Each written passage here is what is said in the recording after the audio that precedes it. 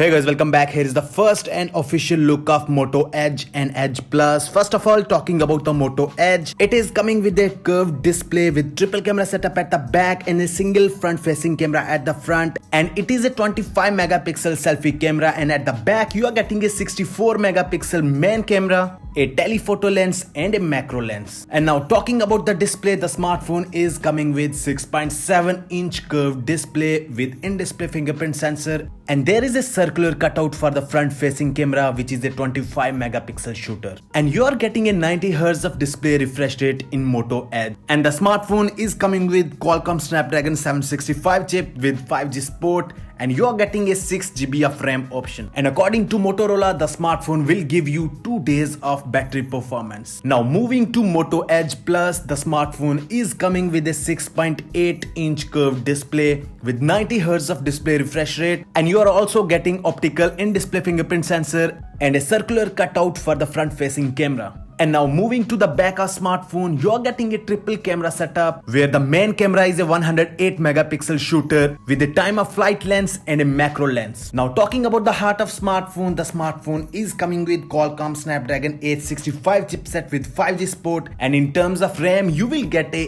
8 GB or 12 GB RAM option. The smartphone is also coming with stereo speakers and 5000 mAh battery, and Motorola is claiming that the battery will last you more than 2 days. And with that, you will get a fast turbo power wireless charging where you can charge your smartphone within 50 minutes. And now Motorola is going to launch both smartphones on 22nd April, and they will cost same as OnePlus 8 series. And we are expecting that both smartphones will come with a price tag of $600 to $900 US. That's it for today's guys. Tell me your thoughts about both these phones in the comment section, and according to me, they are going to change the game for Motorola in 2020. That's it for today's guys. Thank you so much for watching the video. If you like the video, hit the like button, share this video and subscribe to our YouTube channel.